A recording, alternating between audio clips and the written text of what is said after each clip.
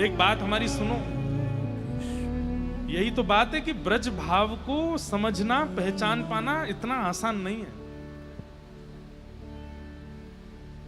श्री राधा कृष्ण एक तत्व हैं, ये एक तत्व रूप में हमारे चित्त में प्रकट हो जाएं तभी तो मानेंगे कि ब्रज उपासना अब आई है जीवन में। और ये इतनी सहजता से नहीं आएगी। 80-80 साल, 90-90 साल निकाल देते हैं वृंदावन में, तब जाकर के ये उपासना चित्त में प्रकट होती है कि ये दोनों एक हैं, इनमें कोई भेद नहीं है। आप कहेंगे तो फिर भेद में लीला कैसे हो जाती है? किशोरी जी मान कर रही हैं, ठाकुर जी मना रहे हैं। अरे वो तो एक अपने रसिक जनों के आनंद के लिए, स्वानंद के लिए, रसवर्धन के लिए एक लीला है, पर अंतरंग भाव से उसमें कोई भेद नहीं है।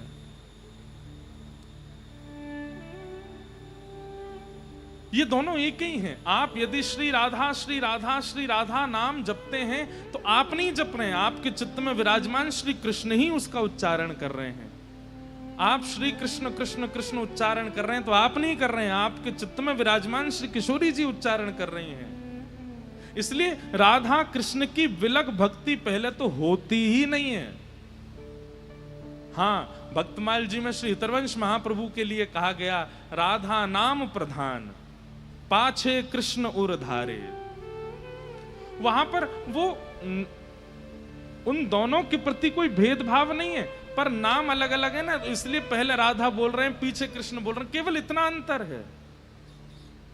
पर किशोरी जी को भजने वाला वो ठाकुर जी को नहीं भज पा रहा है, या ठाकुर जी को भजने वाला किशोरी जी को नहीं भज पा रहा, ये भेद बुद्धि नहीं होनी चाहिए। ये दोनों एक ही हैं,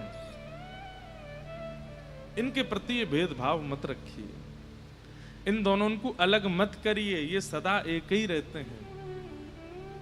इसलिए मुख से श्री राधा प्रकट हो जाए तो मन में यही विचार करो, ओहो चित्त में बैठे कन्हैया पुकार रहे हैं। और मुख से श्री कृष्ण प्रकट हो जाए, आहा आज तो श्री जी आई हैं चित्त में, वही कृष्ण कृष्ण पुकार रही हैं। है गए दोनों, नाम किशोरी जी का और गाने वाले श्री कृष्ण, नाम ठाकुर जी का और गाने वाली श्री राधा।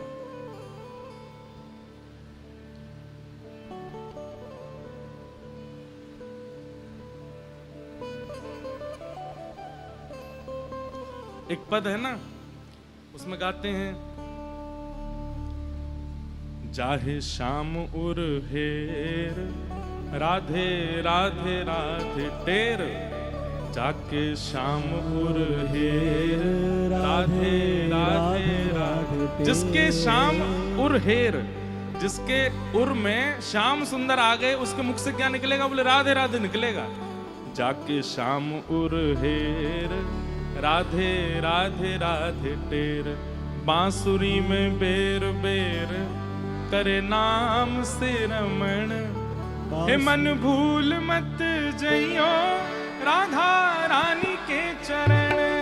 मन भूल मत जइयो राधा रानी के चरण, मन भूल मत जइयो श्यामा प्यारी के चरण, मन भूल मत जइयो श्यामा प्यारी के चरण। ओ राधा रानी के चरण, श्यामा प्यारी के चरण, राधा रानी के चरण, श्यामा प्यारी के चरण। ओ राधा रानी के चरण, महारानी के चरण, राधा रानी के चरण। पूजा उठा के गाओ, मन भूल मत जइयो श्यामा प्यारी के चरण, मन भूल मत जइयो श्यामा प्यारी के चरण। मेरे मन भूल मत जइयो श्यामा प्यारी के चरण, मन भूल मत जइयो श्यामा प्यारी के चरण। जाके श्याम उर हेर राधे राधे राधे टेर, जाके श्याम उर हेर राधे राधे राधे। आप लोग भूल गए तो याद दिला दूं, आपका कंपटीशन चल रहा है हमारे गाने वाले महाराज जी के साथ। इनते ऊंचा ही गानो है, ओ जाके श्याम उर हेर राधे राधे राधे टेर, जाके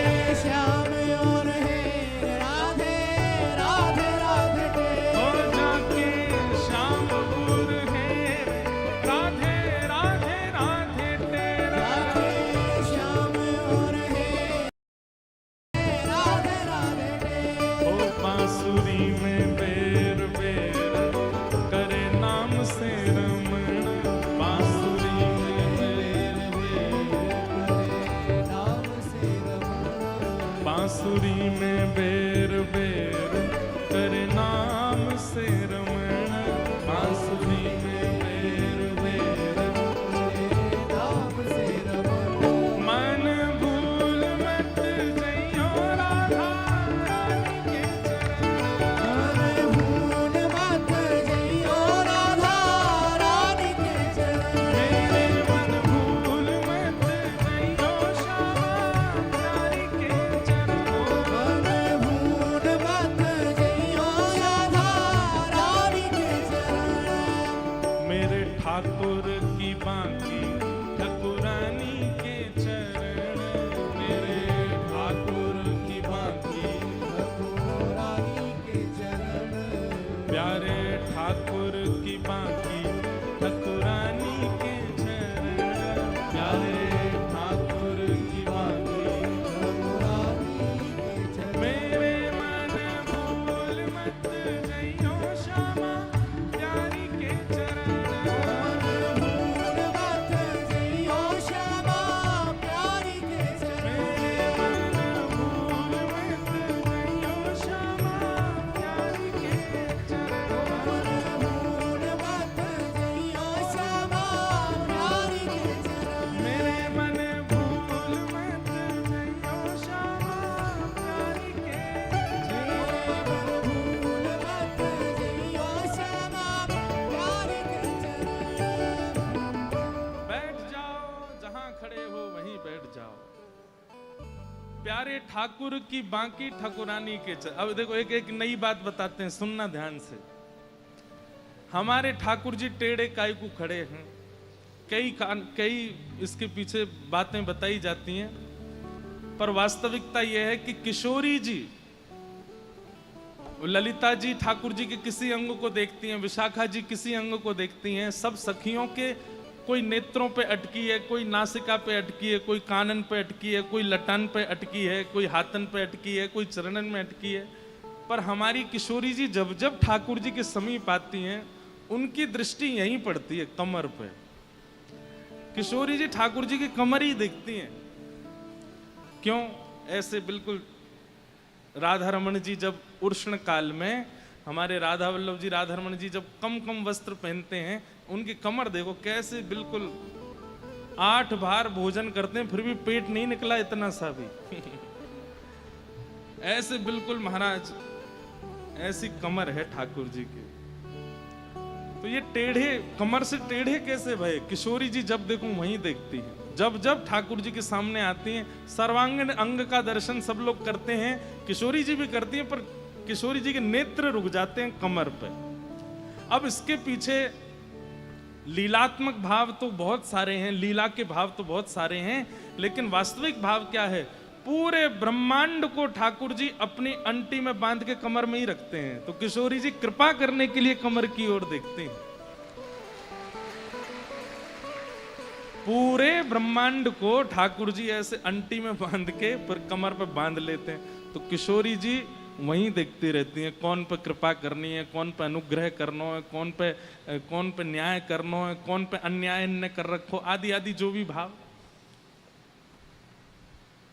हमारे ब्रज में एक रास का पद गाते हैं, रास में चल श्यामा प्यारी, बाट सब देखें ब्रज नारी। रास में चल श्यामा प्यारी, बाट सब देखें ब्रज नारी। दिल्ली वाले हमारे कछु रसिक ज्यादा हैं, हमारे यहाँ रसपक्ष जल्दी प्रकट हो जाता है। अभिमान मत कर लियो या बात को, कि अभिमान है जा देखो हम तो बड़े रसिक हैं। तो रास में चल श्यामा प्यारी, बाट सब देखें ब्रज नारी। रास में चल श्यामा प्यारी, बाट सब देखें ब्रज नारी। तो पूरा पद नहीं गाएंगे, वो जिस दिन रास होगा ना कथा में उस दिन गाएंगे, लेकिन इसमें एक बीच में एक पंक्ति आती है। इतनी टेढ़ी मेढ़ी बात कर रहे ठाकुर जी, इतनी चिकनी चुपड़ी बात कर रहे, तो किशोरी जी बोली, सहज टेढ़ बतरान में टेढ़ो है तेरो अंग, सहज टेढ़ बतरान में टेढ़ो है तेरो अंग। बोले जैसे टेढ़े तुम्हारे पाम है, जैसे टेढ़ो तुम्हारा मुख है, जैसा टेढ़ो तुम्हारा मुकुट है, और जैसी टेढ़ी ये कमर है ना, वैसी टेढ़ी आपकी बातें हैं। सीधी सीधी बात ना करो, टेढ़ी मेढ़ी बात करो।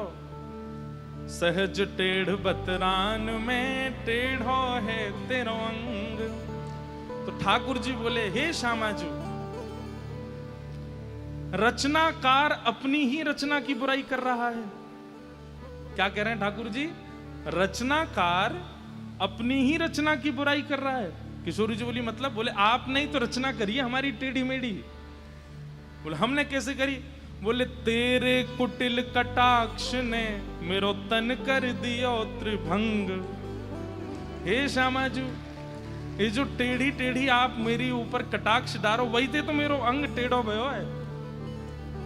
मतलब किशोरी जी ऐसे देखती हैं ठाकुर जी को, कमर की ओर अपलक नेत्रों से देखती हैं, सोई ठाकुर जी ऐसे है जाए। बोले मुझको शर्म आ, मेरी कमर है, शर्म आ रही है। तो किशोरी जी चरणन की ओर देखें तो ठाकुर जी चरणन, बोले मेरे चरणन ने शर्म आ रही है। ठाकुर जी की मुख की ओर देखें तो ठाकुर जी अब मेरे मुख को भी शर्म आ रही है। किशोरी जी के मुकुट ही देख लूं तो मुकुट भी टेढ़ा है। ऐसे ठाकुर जी बांके बिहारी है, संपूर्ण टेढ़े है।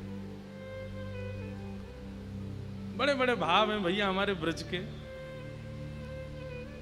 तेरे कुटिल कटाक्ष ने मेरो तन कर दियो त्रिभंग। बंक मुरली की बलिहारी, चलो पिया नटवर गिरधारी। बंक मुरली की बलिहारी, चलो पिया नटवर। इसलिए जिनका भी ये पत्र है, आपसे हमारी प्रार्थना है, कम से कम भैया लोग नारायण शिव में भेद मानने लग गए, लोग राम कृष्ण में भेद मानने लग गए, आप किशोरी जी और ठाकुर जी में ही भेद मानने हो, ये गलत है। उनके आपके मुख से राधा राम निकल रहा है तो ये चित्त में बैठे कृष्ण ही पुकार रहे हैं। आपके मुख से कृष्ण नाम निकल रहा है तो चित्त में बैठी किशोरी जी, आपकी सामर्थ्य कहाँ है बोलने की? इसलिए इन दोनों युगल में ये भेद मत रखो। किसी ने कहा क्या संत कृपा और गुरु कृपा दोनों भगवत दर्शन के लिए जरूरी हैं?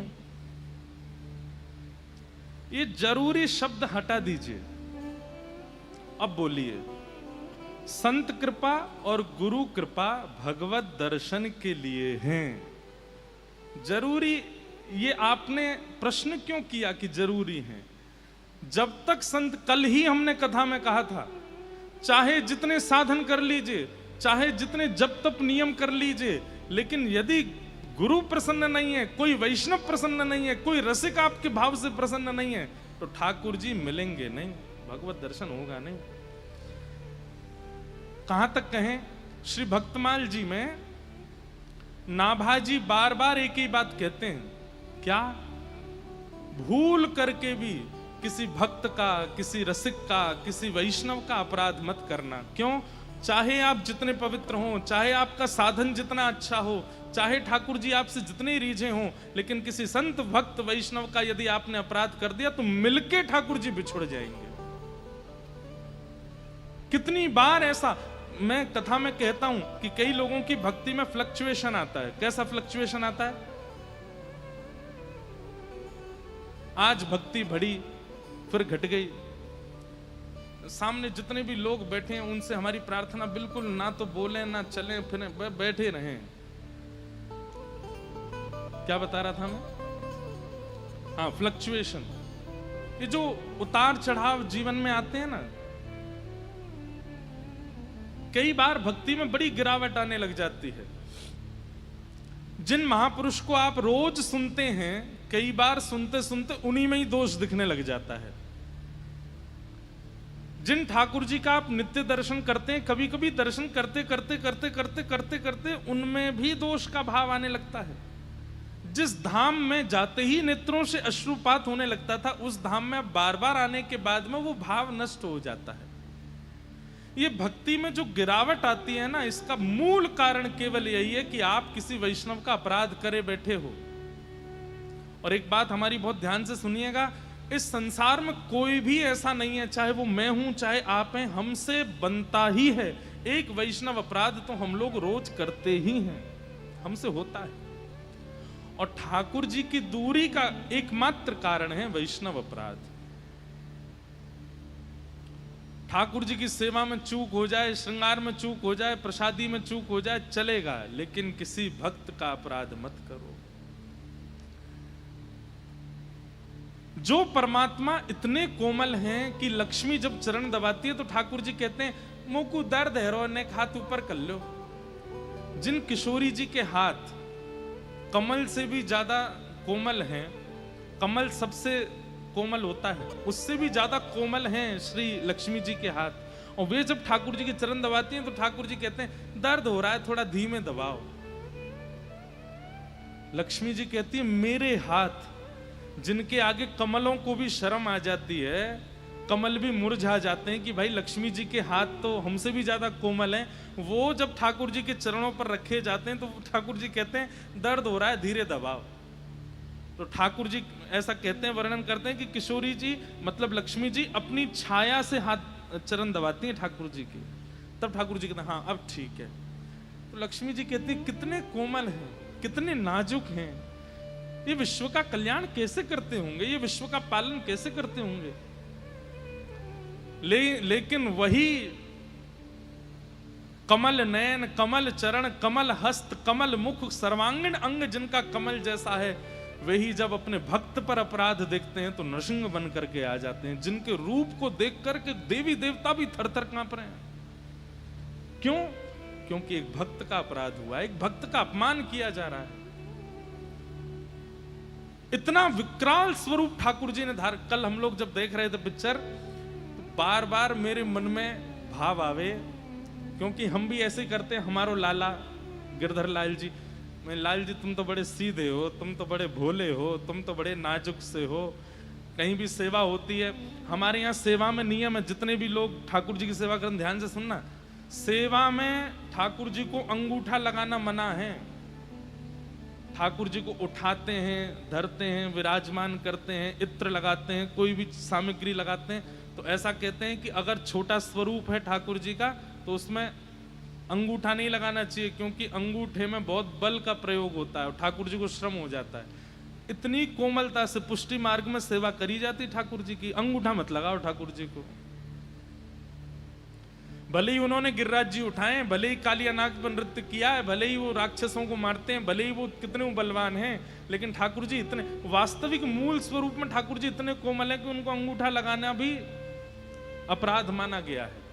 और यदि आपके स्वरूप ऐसे हैं कि वो बिना अंगूठा लगाए सेवा नहीं होती, तो आपको एक विशेष भोग रखना चाहिए ठाकुर जी के लिए, उसको कहते हैं श्रम भोग। क्या बोलते हैं कि हे नाथ हमने आपको जोर से पकड़ा, इसके लिए आपको श्रम हो गया होगा, तो एक विशेष श्रम भोग रखा जाता है। वो 8 भोगों से अलग है श्रम भोग।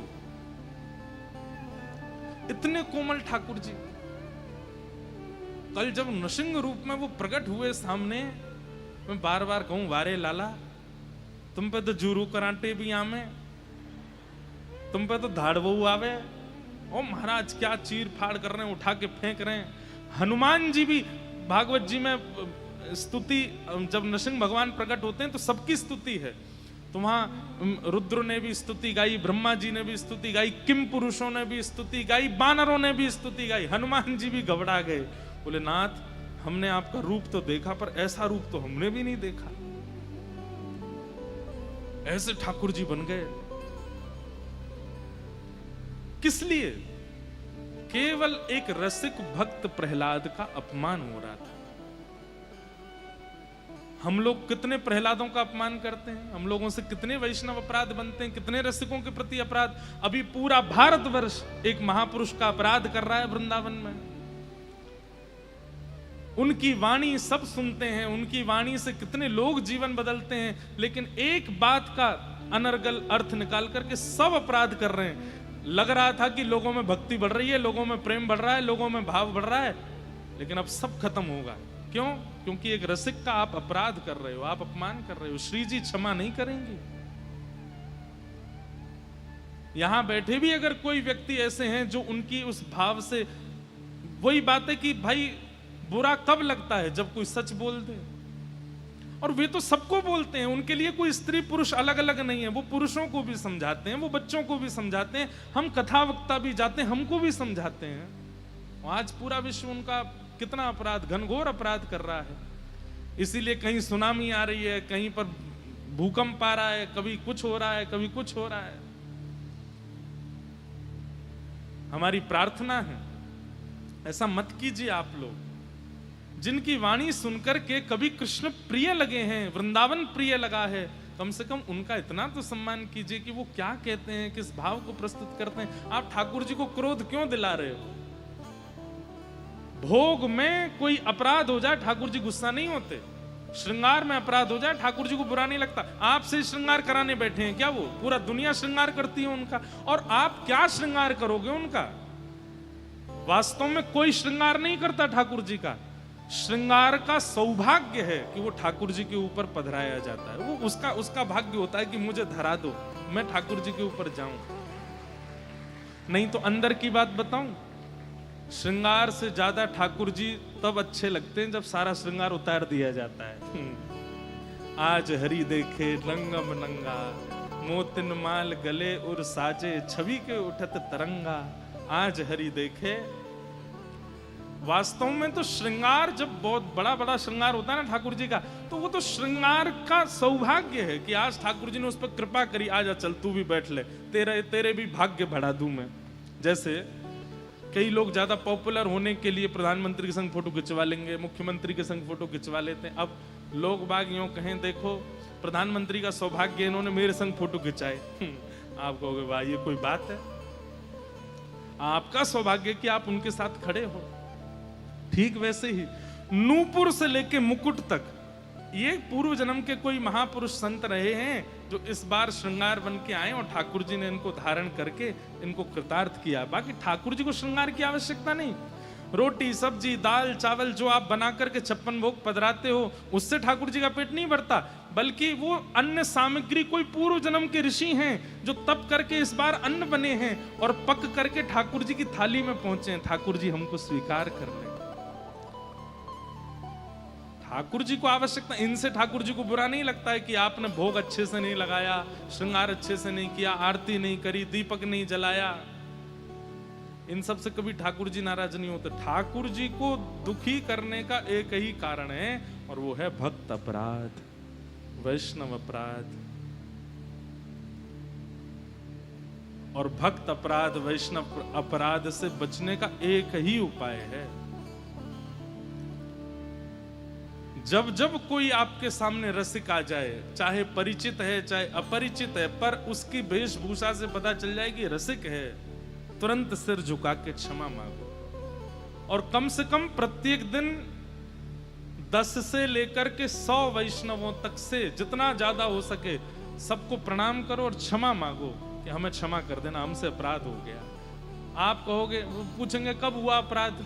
बोले हुआ तो कुछ नहीं है, लेकिन महाराज जी बोल गए इसलिए मांग रहे हैं हम। ऐसा मत करना, अपराध सबसे होता है, इसलिए सबसे क्षमा मांगो, हमें क्षमा कर दीजिए, हमें क्षमा कर दीजिए। जितने रसिकों से वैष्णवों से आप क्षमा याचना कर लेंगे उतनी जल्दी अपराध मुक्त होंगे, ठाकुर जी उतने प्रसन्न रहेंगे। बस उनके रसिकन को खुश रखो। तो आप जो ये कह रहे हैं कि क्या संत और गुरु कृपा भगवत दर्शन के लिए जरूरी है, ये प्रश्न नहीं है, ये उत्तर है। संत दर्शन गुरु दर्शन से ही भगवत दर्शन होगा, नहीं तो भगवत दर्शन नहीं होगा कभी भी। इसलिए इस बात को ध्यान लीजिए। आपने एक बार कथा में कहा था कि आप भक्ति पथ पर चलोगे तो संसार छूटेगा। तो क्या कथा श्रवण से और भक्ति पथ की आदि आदि भावों में जीवन में आने से संसार में टूटे हुए रिश्तों में मधुरता आएगी, ऐसा सोचना गलत है? मतलब मैं समझ गया बात। आप ये कहना चाह रहे हैं कि कथा सुन करके भक्ति पथ पर चल के भजन करके अपने जो संसारी संबंध हैं वो अच्छे हो जाएं, ये भावना रखना सही है कि गलत है? सूरदास जी कहते हैं, जैसे राखो तैसे रहूं, जैसे राखो तैसे। प्रार्थना प्रहलाद जी ने भी की है ठाकुर जी से कि ठाकुर जी मेरे पिताजी का स्वभाव बदल दीजिए। पर प्रहलाद जी ने अपने स्वार्थ के लिए नहीं किया कि मेरे पिताजी को इसलिए बदल दीजिए क्योंकि वो मेरे पिता हैं, तो मैं और वो खुश रह सकें, इसलिए नहीं। उनका स्वभाव इसलिए मधुर कर दीजिए ताकि मैं अकेला भजन ना करूं, पिताजी भी मेरे साथ भजन करें। मीराबाई ने कभी भी अपने ससुराल पक्षियों की कभी शिकायत नहीं की ठाकुर जी से, बल्कि गिरधर गोपाल जी से प्रार्थना की मेरी ननद के, मेरे देवर का स्वभाव मधुर कर दीजिए ताकि ये भी आपकी भक्ति कर सकें। अपने स्वार्थ के लिए आप ठाकुर जी से नहीं मांग सकते कि इनका व्यवहार अच्छा कर दो ताकि ये मेरे से अच्छे रहें। घर का प्राणी कहा ना माने, मन मन खुशी मनाऊं। घर का प्राणी कहा ना माने, मन मन खुशी मना। भैया भक्ति में ये तो वरदान है कि लोग आपसे छूट रहे हैं, लोग आपसे विमुख हो रहे हैं, लोग आपको ब्लॉक कर करके जा रहे हैं। क्यों? आप रोज कथा की लिंक भेज देते हो उनको, ले कथा सुन, ले कथा सुन। आज महाराज जी क्या बोले, 2-4 दिन बाद दिखा उसकी डीपी दिखाई नहीं दे रही है, क्या हो गया? ब्लॉक कर दिया। उस दिन नाच लेना, जय हो श्री जी, जय हो मेरी कृपा में राधा रानी, आपने बड़ी कृपा करी, एक बार और कम किया जीवन से, एक व्यक्ति को दूर किया। अरे संसार के लोग मुझसे रूठे ना, मुझसे दूर जाए ना, इसके लिए किशोरी जी से प्रार्थना नहीं करनी, इसके लिए कथा नहीं सुननी, इसके लिए भक्ति पथ पर नहीं चलना है। किसी के स्वभाव में भक्ति आए इसके लिए प्रार्थना आप कर सकते हो, लेकिन वो व्यक्ति मुझसे अच्छा रहे इसके लिए प्रार्थना नहीं कर सकते आप। हाँ, ये बात हो सकती है कि हमारे पति का स्वभाव अच्छा हो जाए ताकि वो मुझे कथा में जाने से रोके ना, ये बात हो सकती है। मतलब कहीं ना कहीं केंद्र में भक्ति हो तो आप मांग सकते हो किसी की मधुरता का भाव, लेकिन वो आपके लिए अच्छा हो जाए ऐसा, इसके लिए तो भक्ति फिर स्वार्थ की हो जाएगी। तो ऐसे ऐसे भाव हैं, सबको हम प्रणाम करते हैं। कल बंधुओं एक बात और आई थी, वो कह करके चलें। कल जब नरसिंह भगवान को बहुत क्रोध आया ना, तो उसमें ऐसा प्रसंग आता है कि भागवत जी में सबने स्तुति की लेकिन ठाकुर जी शांत नहीं हुए। तब प्रहलाद जी गए और प्रहलाद जी ने जाकर के भगवान की स्तुति गाई, बहुत सुंदर स्तुति गाई प्रहलाद जी ने। अब क्योंकि पिक्चर में 1-2 जगह तो श्लोक प्रयोग किए, पर प्रहलाद जी की स्तुति का जो श्लोक है ना, इतना सुंदर है। कई बार मैं जब बोलता हूं वो श्लोक तो नेत्र सजल हो जाते हैं। प्रहलाद जी कहते हैं,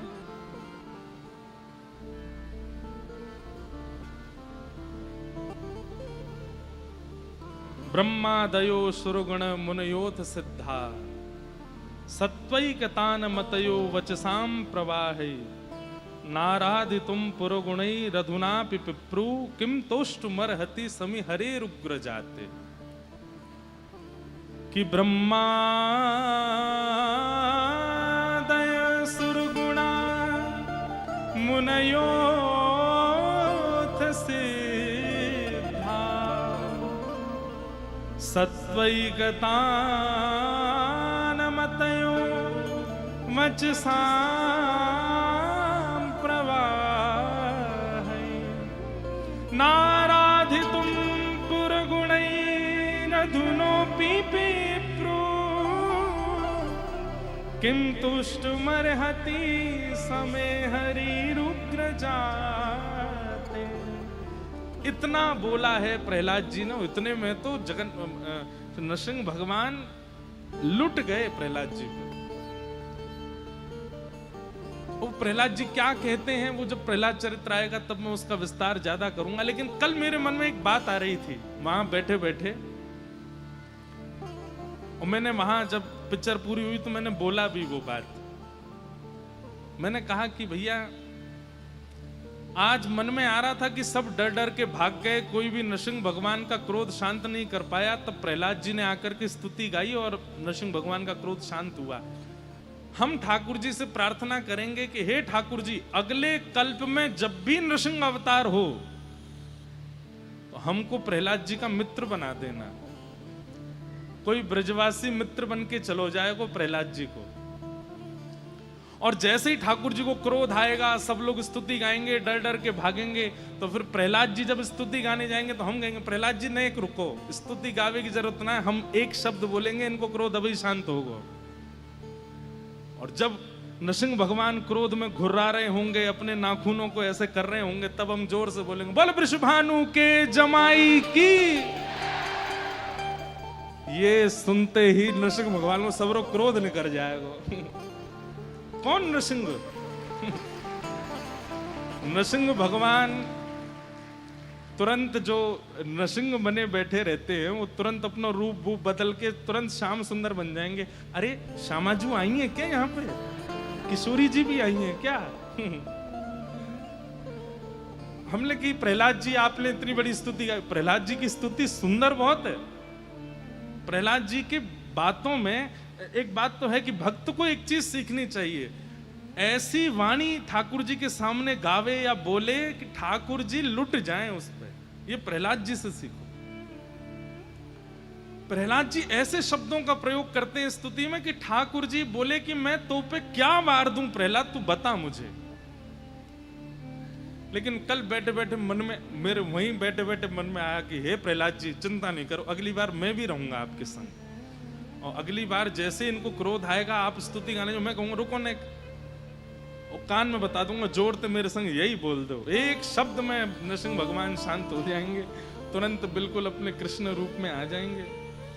एक बहुत सुंदर पद है, हमारे ठाकुर जी गाते हैं। कौन गाते हैं? मीराबाई के पद सुने हैं आपने, सूरदास जी के पद सुने, अब ठाकुर जी को पद सुनो। ठाकुर जी क्या गाते हैं? बहुत सुंदर भाव है।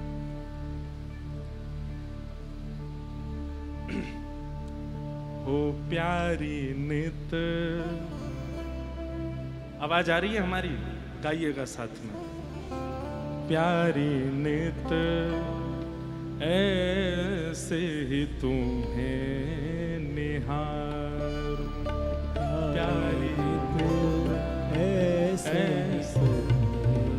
निहार, प्यारी नित ऐसे ही तुम्हें निहार, प्यारी नित ऐसे ही तुम्हें निहार, ऐसे ही तुम्हें निहारूं,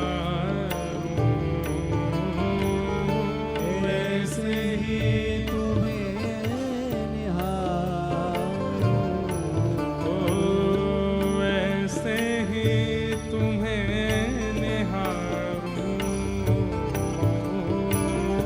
ऐसे ही तुम्हें निहारूं, प्यारी नित ऐसे ही तुम्हें निहारूं, प्यारी नित ऐसे ही तुम्हें निहारूं, प्यारी नित ऐसे ही तुम्हें निहारूं, प्यारी नित ऐसे ही तुम्हें निहारूं। क्या कह रहे हैं ठाकुर जी? हे श्यामाजू, मैं ऐसे ही आपको निहारता रहूं बस, और मुझे कुछ नहीं चाहिए। तृण तोड़ूं या चंद्र वदन पे, तृण तोड़ूं या चंद्र वदन पे, तृण तोड़ूं या चंद्र वदन पे, तृण तोड़ूं या चंद्र वदन पे, राई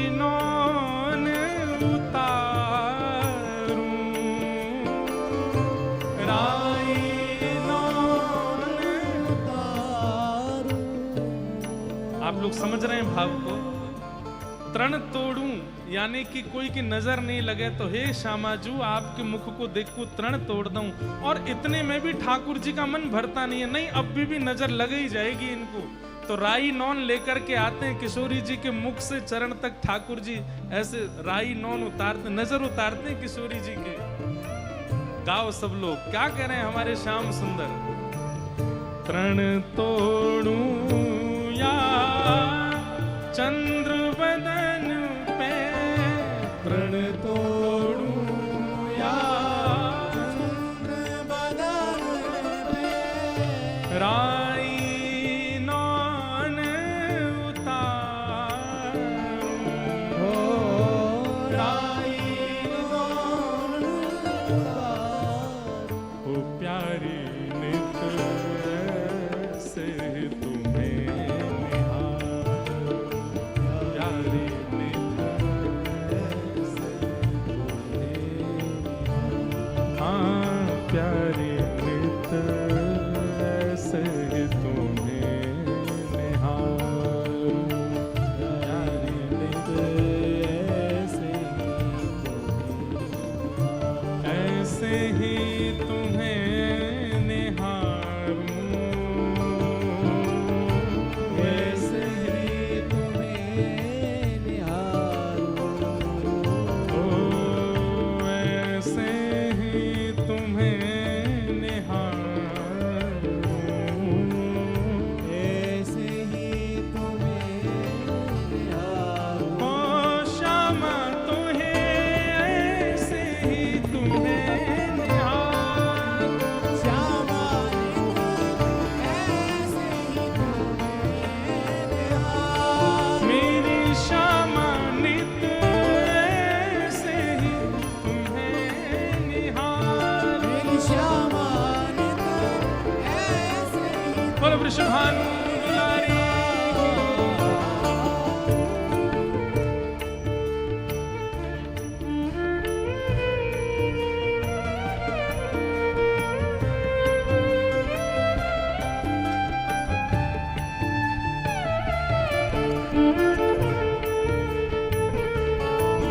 करताल बजा के गाओ।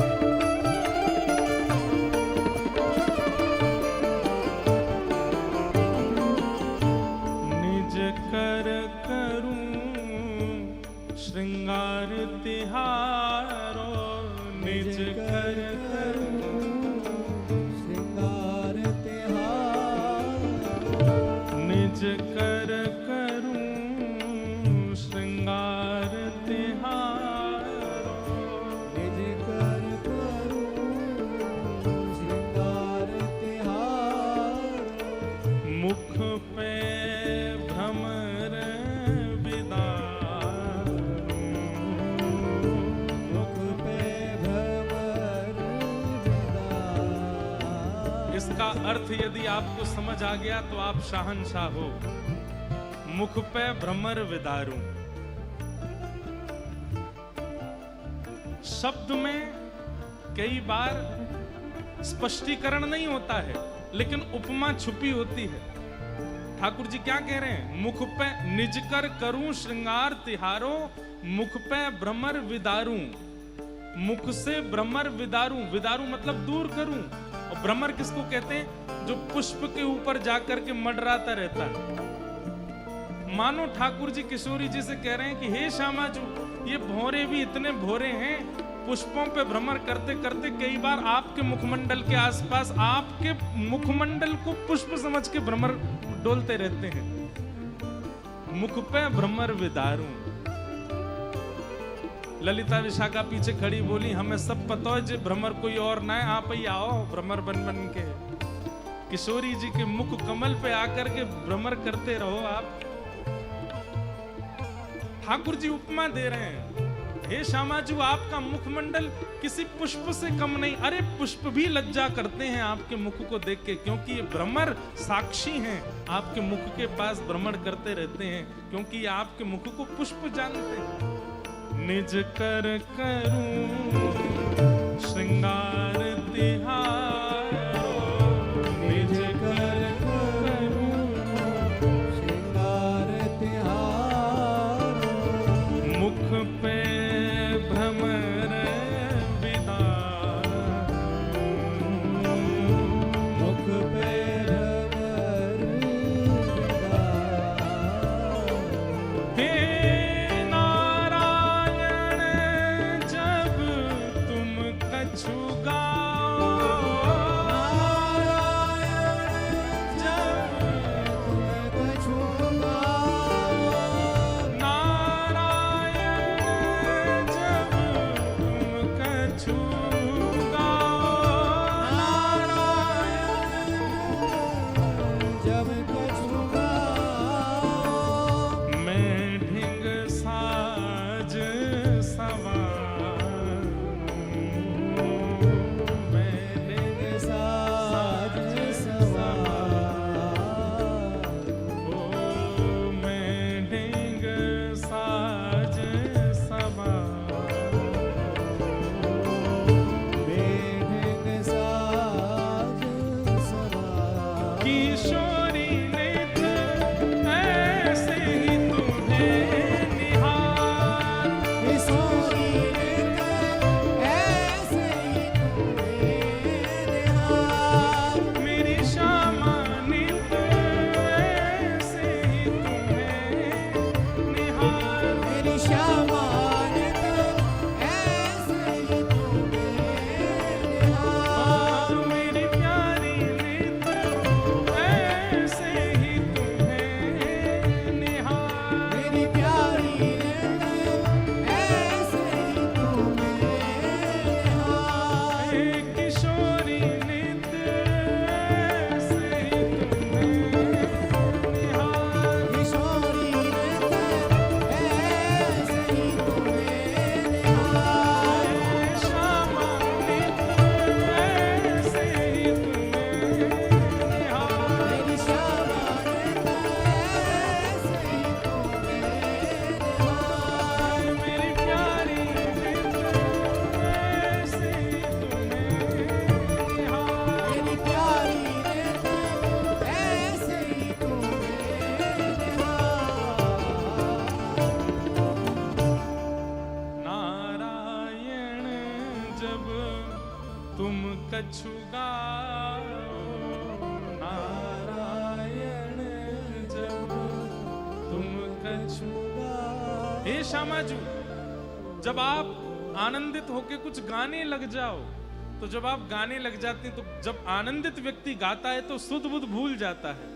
मेरे केश कैसे हो रहे हैं, मेरे वस्त्र कैसे हो रहे हैं, चुनरी कैसे हो रही है। तब ठाकुर जी कह रहे हैं, नारायण जब तुम कछु गाओ, तब मैं क्या करूं, मैं ढिंग साज सवार, मैं आपके इर्द गिर्द बैठ करके आपके वस्त्र को, आपकी अलकन को, आपके केशन को, आपके आव भाव श्रृंगार को मैं संभालता रहूं।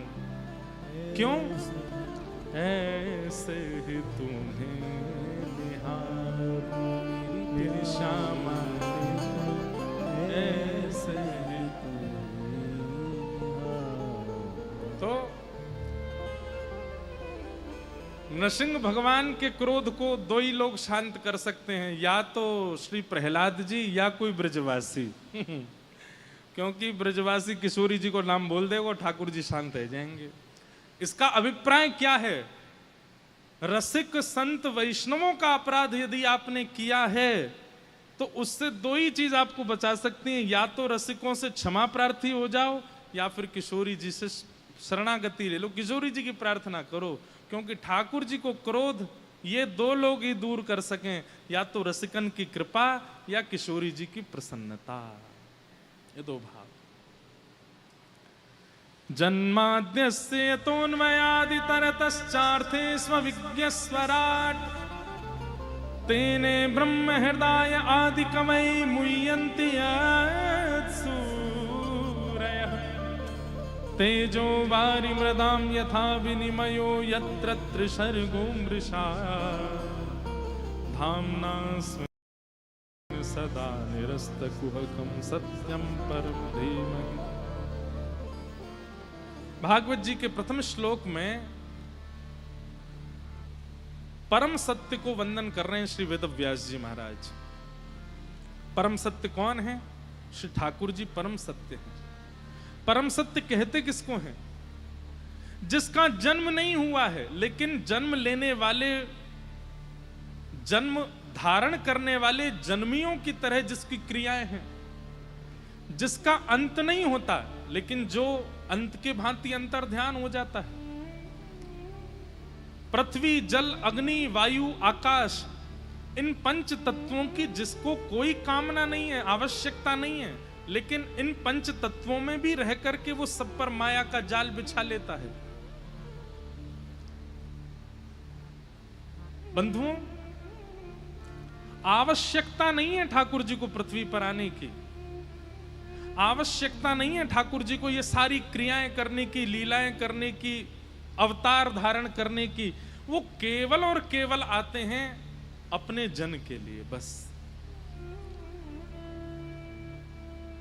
आज जिस बात से कथा का प्रारंभ हुआ वही बात पुनः आ रही है। ठाकुर जी को पृथ्वी पर आने के लिए कोई जरूरत नहीं है, लेकिन कोई व्यक्ति हरिप्रिय बन जाए, उनका अगर प्रिय हो जाए तो प्रिय के लिए कुछ भी किया जाता है।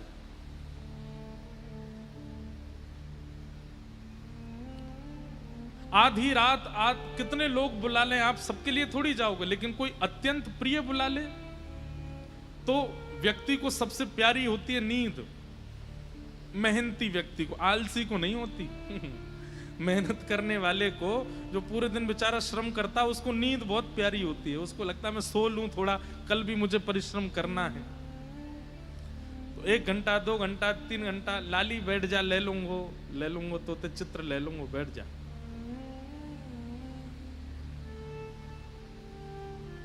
बना के लाइए, मेरो ही चित्र बना के लाइए हैं। वाह, बहुत बढ़िया। अभी बैठ जाओ, ले लेंगे बाद में। क्या बता रहा था मैं? ठाकुर जी को सोच के कथा करते हैं ना तो फिर अपना ही मुख दिख गया, भूल भाल गया सब। क्या बता रहा था मैं? हाँ, निद्रा।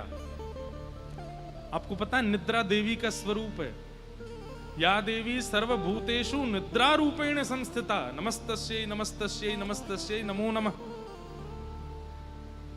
एक जगह एक महापुरुष कह रहे थे कि 2 प्रकार के लोगों को भगवत प्राप्ति नहीं होती, भगवत दर्शन नहीं होता। कौन? बहुत खाने वाले और बहुत कम खाने वाले। एक तो होता है बहुत ही खाते हैं, जो धर दो सामने वो उनको चखना ही है। और एक होते हैं वो कुछ भी नहीं खाते, जबरदस्ती सब छोड़ छाड़ के बैठते। अच्छा एक बात बोलें, कुछ भी ना खाने वाला व्यक्ति या तो योगी हो सकता है, तपस्वी हो सकता, पर योगी तपस्वी भी कुछ तो ग्रहण करते हैं, अल्प आहार तो वो भी लेते हैं। पर कई बड़े बड़े व्यसनी हमने देखे हैं कि भयंकर व्यसन जिनको होता है वो कुछ नहीं खाते, व्यसन में ही रहते हैं। बहुत खाने वाला और बहुत कम खाने वाला, इन लोगों को ठाकुर जी नहीं मिलते। और दूसरा, बहुत सोने वाला और बिल्कुल ना सोने वाला, इनको भी ठाकुर जी नहीं मिलते। इसलिए दोनों में मध्यस्थता रखो, भोजन भी पाओ अल्प लो, और निद्रा भी अल्प लो, थोड़ी मध्यस्थता रखो। बहुत कम नहीं होना चाहिए और बहुत ज्यादा भी नहीं होना चाहिए, उसमें मध्यस्थता रखो। जितने में पूर्ति हो जाए उतना करो बस। तो निद्रा बहुत प्रिय होती है, लेकिन ऐसी निद्रा में भी कोई अत्यंत प्रिय बुला ले तो सब छोड़ छाड़ के जाते हैं ना। ठीक वैसे ही ठाकुर जी को धराधाम पर आने के लिए कोई आवश्यकता नहीं है। कितनी बार ठाकुर जी कहते हैं, भगवान स्वयं राम कहते हैं कि मैं जितनी देर में लक्ष्मण पलक झपकता है ना, इतनी देर में असंख्य रावणों का वध कर सकता हूं बैठे बैठे। लेकिन ये पूरी लीला करने का अभिप्राय क्या है? बोले रावण का वध तो मैं बैठे बैठे कर सकता हूं, पर सबरी की इच्छा बैठे बैठे पूरी नहीं होगी।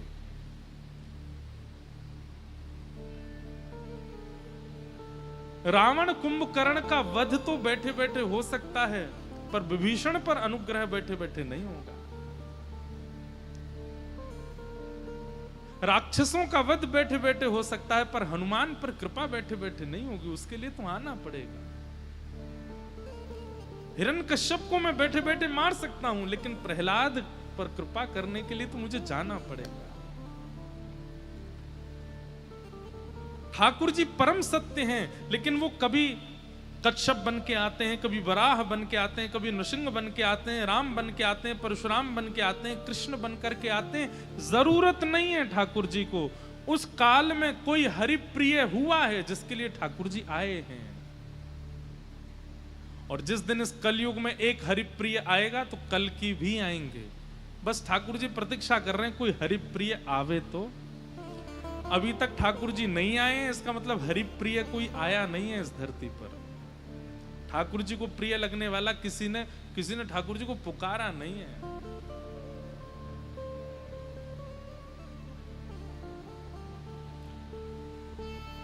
ऐसे परम सत्य परमात्मा जो पृथ्वी जल अग्नि वायु आकाश को भी अपने वश में रखते हैं, जिनको जन्म लेने की आवश्यकता नहीं है, जिनकी कभी मृत्यु नहीं होती है, वो परम सत्य हैं। लेकिन एक किसी परम वैष्णव की इच्छा की पूर्ति के लिए अवतार धारण करके आते हैं, अनुग्रह करते हैं, कृपा करते हैं। ऐसे परम सत्य परमात्मा को हम प्रणाम करते हैं। सत्यम परम धीमहि। सत्य ठाकुर जी को संबोधित किया जाता है, उस समय हमको ये बात मन से समझनी है कि इनको कोई आवश्यकता नहीं है, पर सारी आवश्यकताएं प्रकट करते हैं केवल हमारे सुख के लिए।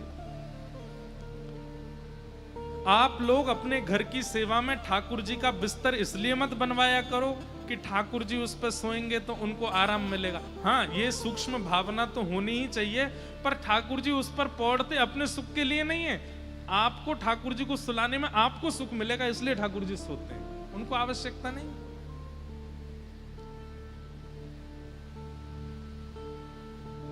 आपके सुख के लिए ठाकुर जी सब लीला करते हैं, उनको आवश्यकता नहीं। ऐसे परम सत्य को हम बारंबार प्रणाम करते हैं। भागवत जी के द्वितीय श्लोक में 4 बातें बताई गई हैं कि धर्म प्रोजित कई तमोत्र परमो निर्मत्सराणां सताम् वैद्यं वास्तवमत्र वस्तु शिवदं तापत्रयोन्मूलनम् श्रीमद्भागवते महामुनिकृते किं वा परेश्वर सद्यो हृद्यवरुध्यते त्रिकृतभिः शुश्रूषुभिस्तत्क्षणात्। विषय, अधिकारी, संबंध और प्रयोजन, ये 4 बातें ध्यान से सुनिएगा।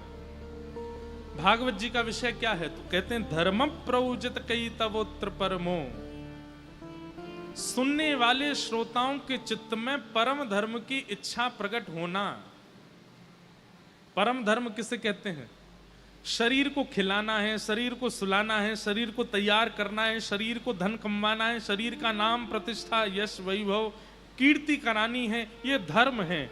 पर शरीर के भीतर विराजमान उस आत्मा के कल्याण का चिंतन करना है, ये परम धर्म है। समझ में आई बात? आप सब और मैं, हम धर्म का पालन करते हैं, इसको भोजन कराते हैं, इसको सुलाते हैं, खिलाते हैं, नहलाते हैं, धुलाते हैं, तैयार करते हैं, सब क्रिया करते हैं। पर जिस दिन हमारी सोच में इस शरीर के भीतर विराजमान उस आत्मा की चिंता प्रकट हो जाए कि उसका कल्याण मुझे करना है, उसका उद्धार मुझे करना है, ये शरीर तो मुझे साधन मिला है उसके उद्धार के लिए, ये भावना जिस दिन आपके चित्त में प्रकट हो गई, उसी दिन से आप धर्म नहीं करोगे, उस दिन से आप परम धर्म करोगे। बहुत ध्यान से सुनिएगा। अभी चिंता किसकी होती है? शरीर की। पर जिस दिन चिंता उस जीव की हो जाए जो भीतर है, उसी दिन से परम धर्म। मीराबाई को अपने शरीर की चिंता नहीं है। आप किसी भी वैष्णव भक्त का नाम बोलिए और उसके चरित्र में हम आपको स्पष्ट कर देंगे कि उनको शरीर की चिंता नहीं थी। सूरदास जी को शरीर की चिंता नहीं है, नरसिंह मेहता को शरीर की चिंता नहीं है, जनाबाई को शरीर की चिंता नहीं है, मुक्ताबाई को शरीर की चिंता नहीं है। इन सबको अपने चित्त में विराजमान, देह में विराजमान उस परम तत्व आत्मा की चिंता है कि इसका कल्याण मुझे करना है। इसीलिए महाभागवत, परम भागवत माने गए। हमारी आज भी चिंता का मूल कारण शरीर है। भागवत जी का विषय क्या है कि धीरे धीरे सुनते सुनते सुनते सुनते सुनते सुनते शरीर की चिंता समाप्त हो और भीतर की चिंता प्रकट हो कि भाई ये हाथ मिले हैं, नेत्र मिले हैं, कान मिले हैं, जिह्वा मिली है, नाक मिली है, इन सब से मैंने खूब उपभोग कर लिया, लेकिन इस शरीर की तो कोई अंत ही नहीं है सुख का, ये तो मांगता ही रहता है। अब क्यों ना इन साधनों से भीतर विराजमान उस आत्मा के कल्याण का मैं विचार करूं, उसका मुझे उद्धार करना है। ये बात बंधुओं बिल्कुल स्पष्ट है। हां, अपने उस आत्मा के उद्धार के लिए कोई ज्ञान का मार्ग चुनता है, उस आत्मा के उद्धार के लिए कोई वैराग्य का मार्ग चुनता है, कोई त्याग का मार्ग चुनता है, कोई विरक्ति का मार्ग चुनता है और कोई वृंदावन प्रेम का मार्ग चुनता है। वो सब छोड़ वृंदावन आ जाते हैं, वृंदावन में रस भाव में डूब जाते हैं, ठाकुर जी की मधुर लीलाओं का चिंतन करते हैं। वो चिंतन किसको सुख देता है? अब प्रिया प्रियतम की मान लीला हमने सुनाई, उस मान लीला से सुख मिला किसको? देह को कोई सुख नहीं मिलता, आत्मा को सुख मिलता है, उस चित्त को सुख मिलता है। हिमालय पर बैठकर के साधन करने वाले के भी शरीर को सुख नहीं मिलता, उसके चित्त में विराजमान आत्मा को सुख मिलता है। तो सीधी बात है, जिस दिन देह की चिंता समाप्त हो और आत्मा की चिंता प्रारंभ हो, वही परम धर्म है। और यह जागृत कराना, यह भागवत का विषय है। समझ में आई बात? आप लोग कथा में आते हैं, क्यों आ रहे हैं कथा में? क्या लगता है आपको? हमसे मिलने क्यों आते हैं या गिरधर लाल जी के उत्सव में क्यों आते हैं? आप कहेंगे आनंद आता है, सुख मिलता है। किसको मिलता है? शरीर को नहीं। वहां से आते हैं, रेलिंग टूट वे को है जाए, कभी कभी तुम्हें लगे मेरे पंप नहीं गिर जाए भैया। हमारी तो चिंता होती है, फिर छोटे छोटे बच्चों की होती, किसी को लग नहीं जाए, किसी को कुछ हो नहीं जाए। पर उस समय विचार किया जाए, वो कोई सेलिब्रिटी नहीं है जो वहां से आ रहा है, वो कोई राजनेता नहीं है, वो कोई हीरो नहीं है। ठाकुर जी की कथा सुनाने वाला एक वक्ता आ रहा है और उसके प्रति इतने आनंद जो आपको हो रहा है, वो आप नहीं करते हैं, वो आपकी आत्मा को सुख मिलता है उससे। और वही परम धर्म है। वो करना परम धर्म नहीं है, मैं यूं नहीं कह रहा हूं वहां जाके चिल्लाओ जोर जोर से, वही परम धर्म है। बात ऐसी है, हरि संबंधी भावों में अपने आप को सुख प्रदान करना, अपने आप को लगाए रहना, इसका मतलब वो व्यक्ति अपनी आत्मा के प्रति चिंतित है, उसके कल्याण के मार्ग पर चल रहा, और यही भागवत का विषय है। खूब कथाएं सुन ली, पूरा जीवन निकाल दिया कथाएं सुनते सुनते, लेकिन देह का अभिमान नहीं गया, तो आपने कथा नहीं सुनी है, समय बर्बाद किया है।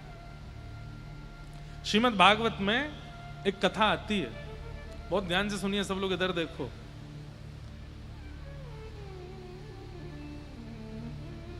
रहुगण राजा की,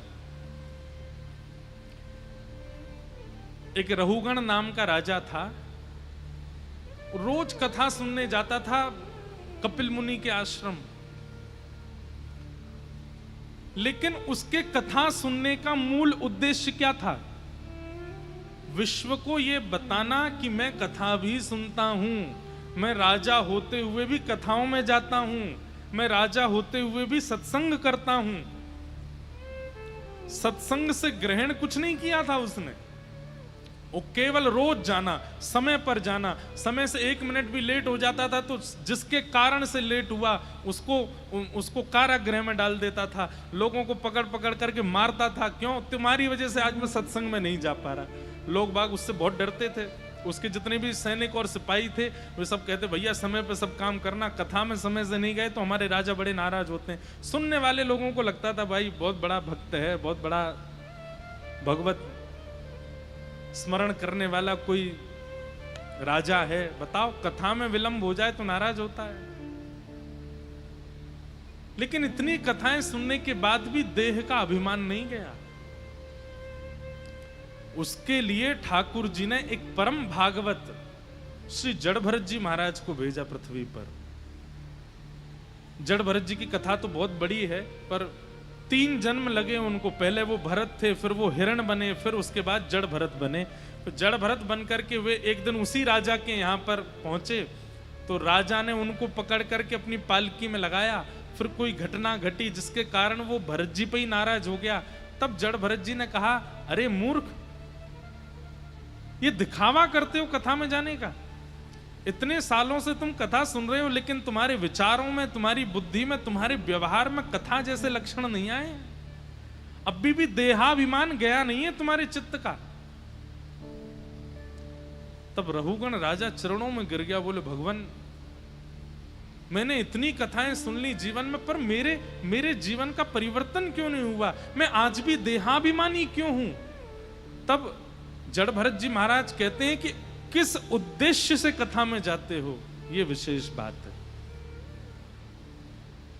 केवल सुनने जा रहे हैं, केवल समय व्यतीत करने जा रहे हैं, मनोरंजन की भावना से जा रहे हैं तो कोई फर्क नहीं पड़ेगा। लेकिन चित्त में ये भावना धारण करके जाएंगे कि इस शरीर में विराजमान उस आत्मा का उद्धार होना चाहिए, इस भावना से कथा में जाओगे तो धीमे धीमे चिंता प्रकट होगी, धीमे धीमे चिंता ही चिंतन में लगाएगी और उस चिंता चिंतन दोनों से देह में विराजमान उस आत्मा का कल्याण करोगे। इसलिए बंधुओं, कथाएं कितनी सुनी ये जरूरी नहीं है, मैंने कथाएं कितनी करी ये आवश्यक नहीं है, पर हमारी चिंता शरीर से निकल करके आत्मा में गई कि नहीं ये आवश्यक है।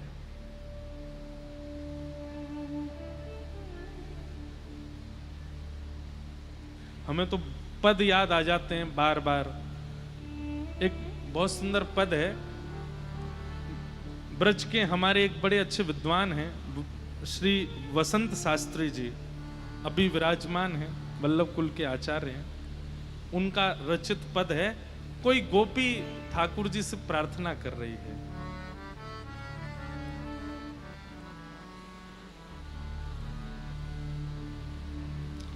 तुम मेरी एक कहू बात न राखी, तुम मेरी एक कहू बात न राखी, तुम मेरी एक कहू बात न राखी, तुम मेरी एक कहू बात न जब जब मैं तुम सो कछु मांग्यो, जब जब मैं तुम सो कछु मांगो, मौन गयो मुख ढांकी, मौन गयो मुख ढांकी, तुम मेरी एक बात न राखी, तुम मेरी एक ब्रज की गोपी कह रही है ठाकुर जी से। अब वहां तो गोपी ने कहा, पर यहां हम भी तो कह सकते हैं कि हे नाथ, इतनी कथाएं हम सुनते हैं, इतनी हम आपसे प्रार्थना करते हैं, लेकिन आप हमारी एक भी बात नहीं सुनते। वैसे तो ठाकुर जी से ज्यादा ऐसी बातें करनी नहीं चाहिए, पर कभी कभी तो करनी भी चाहिए कि कुछ ना कहें, ऐसे भी थोड़ी हो सकता है। भाई ब्याह हो गया, पति पत्नी का प्रेम भी हो गया, लेकिन पत्नी कुछ कहे ही ना पति से, तो समझो कि कोई नटवट ढीला तो नहीं है उसका, दिमाग ठीक तो है ना। ऐसे ही हम कथा से जुड़ गए, वृंदावन से जुड़ गए, रसिकों से जुड़ गए, लेकिन कभी ठाकुर जी से कुछ कहा ही नहीं।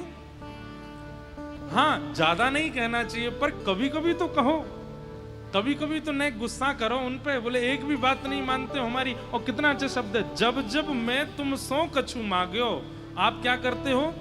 मौन गयो मुख ढांकी, मुख ढक करके मौन चले जाते हो, सुनते नहीं हो हमारी बात को।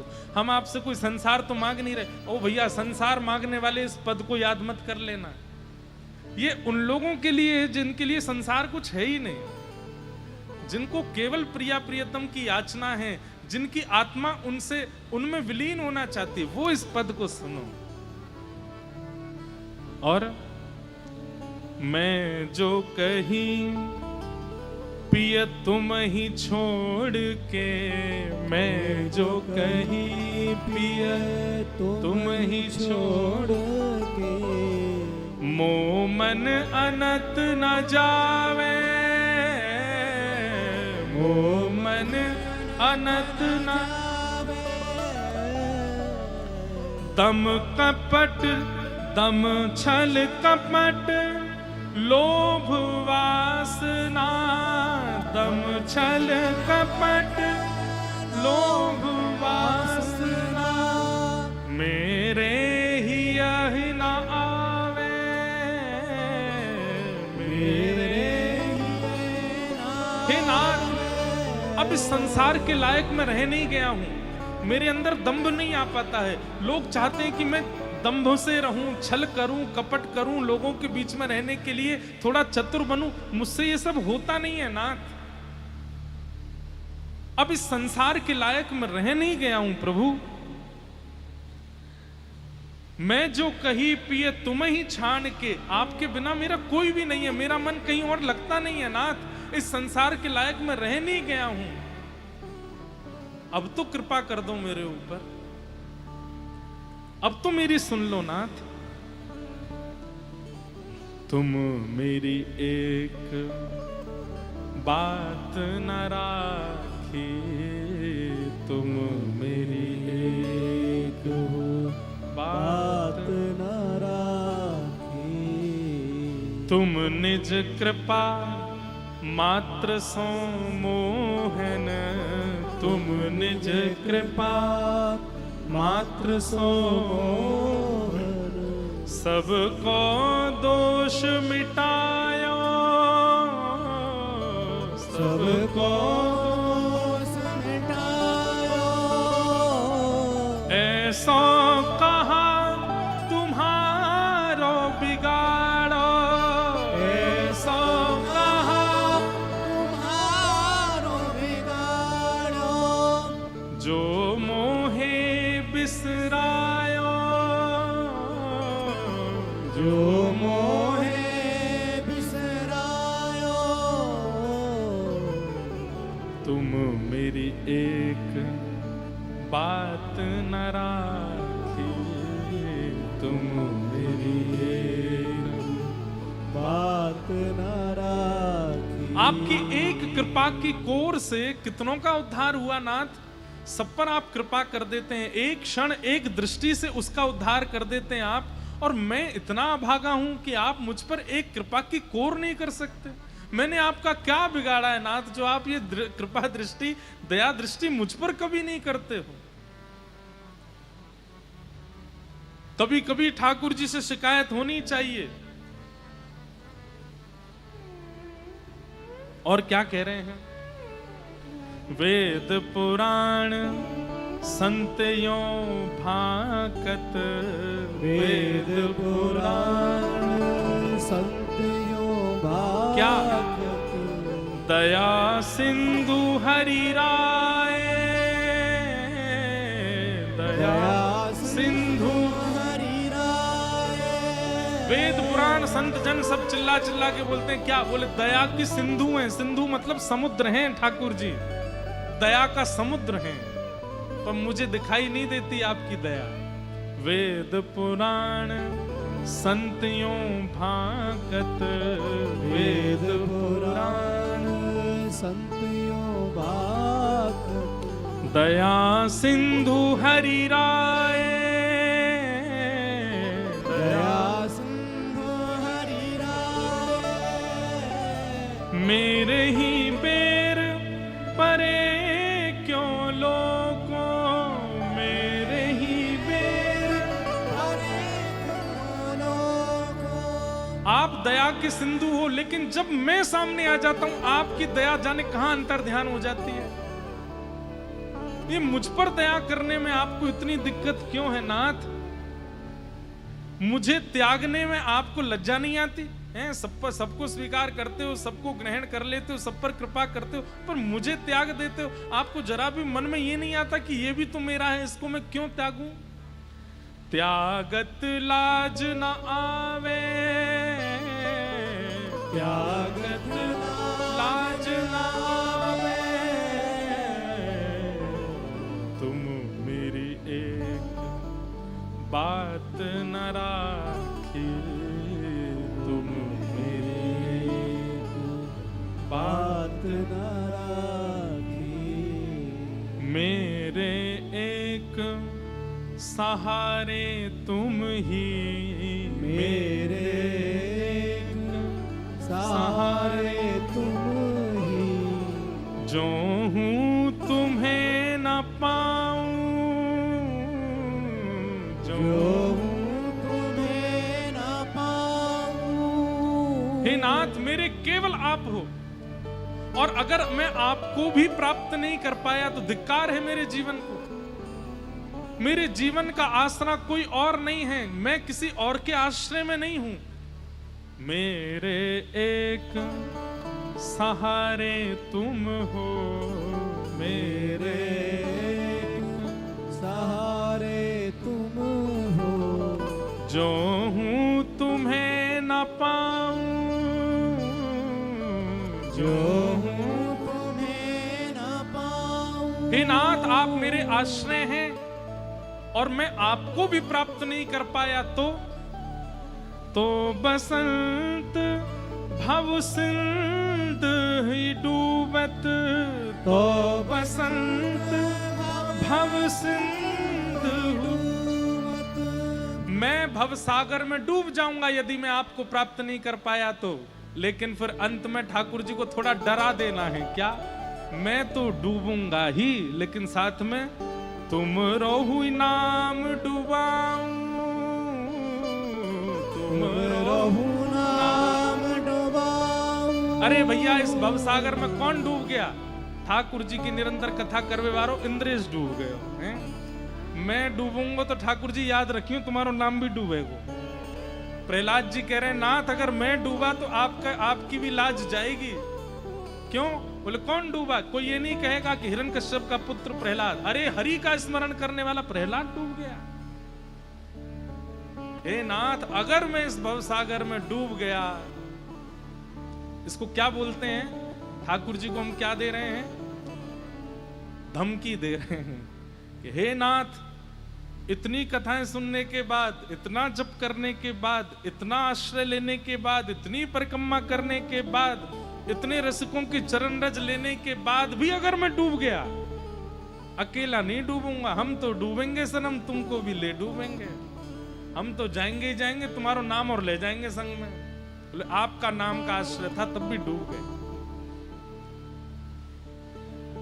तुम मेरी एक बात न मानी, तुम मेरी एक बात न मानी। ऐसे भाव ठाकुर जी के सामने गाने का अधिकार आपको है केवल महीना में एक बार, रोज नहीं। ठाकुर जी से रोज नहीं कहना है कि नाथ अब मेरे पे कृपा करो, नहीं तो देख लेना मैं ऐसा कर दूं। नहीं नहीं नहीं, रोज मत करना। ठाकुर जी को सुदर्शन चक्र चल जाए वो, नहीं तो दारी के रोज आ जाए सामने एक ही बार। बाकी तो केवल आप कर्म करते चलो, क्रिया करो। भाई जो नौकर होते हैं ना, वो पगार महीना में एक ही दिन मांगते हैं, बाकी दिन क्या करते हैं? साफ सफाई करना या जो भी काम उनका है वो करते रहेंगे, अपने स्वामी को दिखाएंगे, देखो हमने सब बढ़िया करके रखा है, जब हमारा दिन आवे बस उस दिन हमारी जो पगार है वो हमको दे देना, हमारी जो सैलरी है वो हमको दिलवा देना। ऐसे ही आप नाम का आश्रय लो, आप भजन करो, आप धाम में जाओ, ठाकुर जी की सेवा करो, सत्संग करो, करते रहो, चुपचाप कुछ नहीं बोलना। याद रखना कि महीना कौन से दिन पूरा हो रहा है, और जिस दिन महीना पूरा हो उस दिन ऐसी बात ठाकुर जी से कहनी है, नाथ तुम मेरी एक बात न राखे, तुम मेरी एक बात न राखी। आप हमारी बात नहीं मानते हो ठाकुर जी, तभी तो अनुग्रह नहीं कर रहे हो। महीना में एक बार ठाकुर जी से कहेंगे तो ठाकुर जी को भी लगेगा कि देखो महीना भर तो कुछ बोलता नहीं बेचारा, एक ही बार तो बोलता है, चलो इस पर कृपा करो। रोज बोलने वाले से तो भागा जाता है दूर, रोज ही पीछे पड़ा रहता, कुछ करता धरता है नहीं, पीछे और पड़ा रहता मेरे। तो महीना में कोई एक बार कुछ मांगे तो देने में हमको बुरा नहीं लगता, चलो दे देते हैं। तो इसलिए एक ही बार कहो, बाकी तो केवल अपने नियमों का पालन करो। रोज रोज ठाकुर जी से नहीं कहना, केवल एक बार कहना। तो शरीर छोड़ अपनी आत्मा के कल्याण की इच्छा प्रकट होना, यही परम धर्म है। और ये भागवत जी कराती हैं, देहाभिमान शून्य करा देती हैं, आत्मा निवृत्ति युक्त कर देती हैं भागवत। आपको चिंता होने लग जाती, अब तो मेरे जीवन के बहुत कम समय रह गया, अब मैं कितनी जल्दी अपना कल्याण कर लूं, बस ये चिंता प्रकट हो जाती है। ये भागवत का विषय है। दूसरी बात, ऐसा विषय चित्त में किसके प्रकट होगा, वो अधिकारी कौन है? तो कहते हैं निर्मत सराणाम सताम, जिसके चित्त में मात्सर्य दोष नहीं है। मात्सर्य मतलब ईर्ष्या। मैं बंधुओं हर कथा में कहता हूं, आज भी कहूंगा, कामी व्यक्ति ठाकुर जी को एक दिन अपने भजन से प्राप्त कर लेगा। उसके अंदर अगर काम दोष था, ठाकुर जी नजरअंदाज कर देंगे। किसी के अंदर बहुत क्रोध दोष है, ठाकुर जी उसको भी नजरअंदाज कर सकते हैं। किसी के अंदर लोभ है, ईर्ष्या है, आदि आदि लोभ है, ममत्व है, आदि आदि दोष हैं, ठाकुर जी उनको एक बार को नजरअंदाज कर सकते हैं। लेकिन यदि कोई व्यक्ति ईर्ष्यावालु है, ईर्ष्यावान है, उसको ठाकुर जी प्राप्त नहीं। और सुनिए, ईर्ष्या भी किससे? वैसे तो ईर्ष्या किसी से भी अच्छी नहीं है, पर उस ईर्ष्या में कोई व्यक्ति अगर कहीं भक्त है, आपको किससे ईर्ष्या है? किसी वैष्णव से ईर्ष्या है, तो भूल ही जाओ कि स्वप्न में भी ठाकुर जी मिलेंगे। सामान्य ईर्ष्या वाले को तो कभी नहीं मिल सकते, पर भक्त से ईर्ष्या रखने वाले से तो स्वप्न में भी नहीं मिलेंगे ठाकुर जी।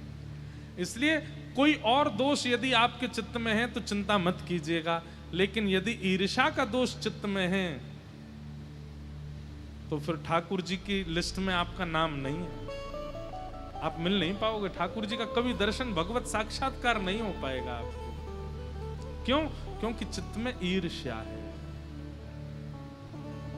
ईर्ष्या भाव प्रिय नहीं ठाकुर जी को। तो अधिकारी कौन है? सारे दोष चित्त में हैं, उसको भी भगवत दर्शन का अधिकार है, लेकिन ईर्ष्यालु को अधिकार नहीं है। इसलिए ईर्ष्या का दोष मत लाइएगा चित्त में। और अगर किसी के चित्त में ईर्ष्या का दोष है, आप सब जान गए होंगे कि मेरे चित्त में मीठी ईर्ष्या है किसी के प्रति, तो आज से नाम जप, आज से भगवत कथा, आज से सेवा, सब उसी के प्रति करो कि ये ईर्ष्या चित्त से जाए। ईर्ष्या प्रिय नहीं ठाकुर जी को। कहते हैं कि जब जयदेव महाप्रभु ने गीत गोविंद की रचना की थी, तो एक और बड़े कवि थे, उनको जयदेव महाप्रभु की रचना से ईर्ष्या हो गई, और उस रचना से ऐसी ईर्ष्या हुई कि उन्होंने भी एक गीत गोविंद महाकाव्य लिख दिया, उस विद्वान ने भी। और गीत गोविंद महाकाव्य लिख करके पूरे जगन्नाथपुरी में जा जा करके सबसे कहा, वो गीत गोविंद है, अरे उससे अच्छे शब्द, उससे अच्छी व्याख्या, उससे अच्छी धुन मैंने बनाई है, इसका पाठ करो। गीत गोविंद उस कवि ने भी ठाकुर जी के लिए ही लिखा है, और निसंकोच शब्दों का जो चयन किया गया था वो बहुत सुंदर था। जो रचना की गई थी वो जयदेव महाप्रभु की रचना से भी थोड़ी सी विलग थी, अद्भुत थी। कई लोग उसके प्रभाव में आने लगे और कई लोग मूल गीत गोविंद को छोड़ करके, जो एक नए कवि ने गीत गोविंद लिखा है, ईर्ष्या में आकर के उसका पाठ करने लगे। किसी ने जाकर के श्री जगन्नाथ महाप्रभु के सामने वो नया वाला गीत गोविंद गा दिया। जैसे ही उस गीत गोविंद का गान किया, ठाकुर जी ने अपने कपाट बंद कर लिए, जबकि गाया ठाकुर जी का ही यश जा रहा है, लेकिन ठाकुर जी को सुनने में अच्छा नहीं लगा। और उसी रात्रि में ठाकुर जी नृसिंह रूप धारण करके जगन्नाथ भगवान पहुंच गए उस नए कवि के पास, और जाकर के उसको क्रोध में भर के बोले कि अगर तेने ये गीत गोविंद अपना विश्राम नहीं किया तो मैं हिरण्यकश्यप का जैसे पेट विदर्ण किया था ऐसे तेरा भी वध कर दूंगा। एक ही गीत गोविंद है और एक ही महाकवि जयदेव हैं, उनके अलावा अगर इनसे ईर्ष्या करके कोई और कुछ लिखने का प्रयास करेगा तो मैं उसको जीवित नहीं छोड़ूंगा। ठाकुर जी का प्रेम देखो। तो उसने पूछा, मुन्नाथ मैं क्या करूं?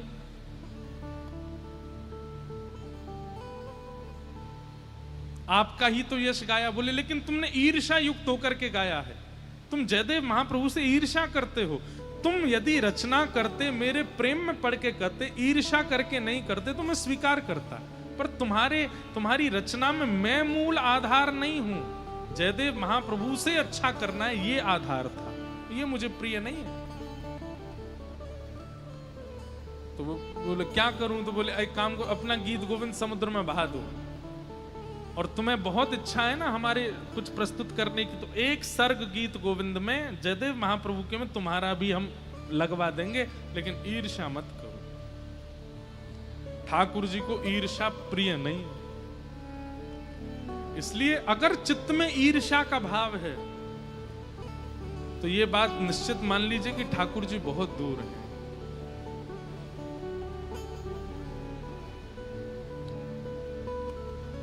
ईर्ष्या नहीं।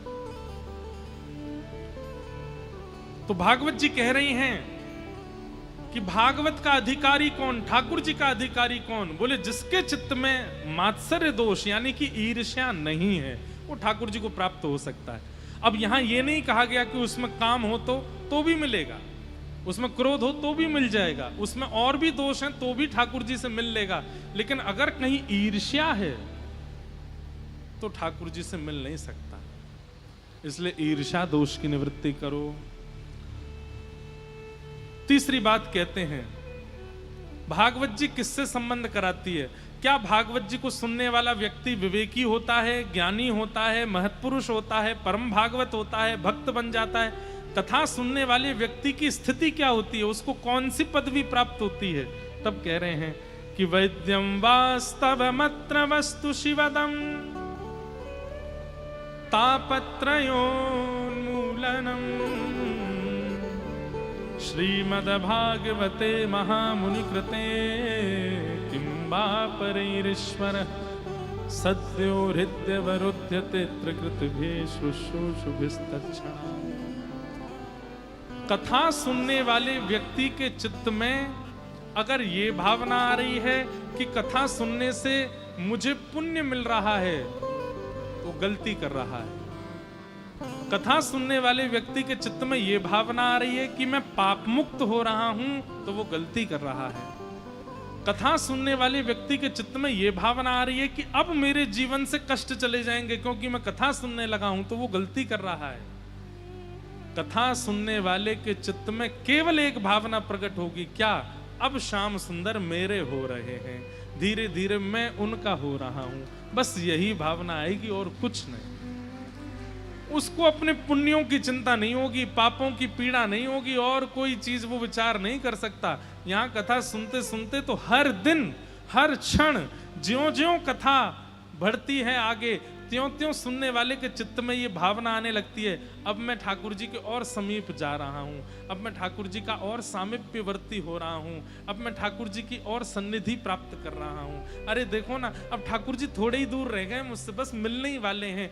ये भावना उसके चित्त में प्रकट होने लग जाती है और इसी भावना से प्रसन्न होकर के वो नृत्य करता है, उसके नेत्रों से अश्रु गिरने लगते हैं, वो भावावेश में चला जाता है। तब समझो कि मूल में कथा सुन रहा है और कथा उसको स्वीकार कर रही है। वैद्यम वास्तवमत्र वस्तु शिवदम, ठाकुर जी से संबंध लगने लगे और ठाकुर जी के सामीप्यवर्ती का अनुभव होने लगे कथा सुनते सुनते, तो समझो कि आप कथा सुन रहे हो। समय का भी भान ना हो, देह का भी भान ना हो, आगे कौन है पीछे कौन है, इधर कौन है इधर कौन है, ये सब भान ना हो, बस कृष्ण मेरे हैं, मैं कृष्ण का हूँ। आहा, आज तुम्हें और समीप आ गया, आज तुम मेरे और मैं और ठाकुर जी के नजदीक पहुंच गया हूँ, ये भावना चित्त में आने लग जाए। यही कथा का मूल उद्देश्य है।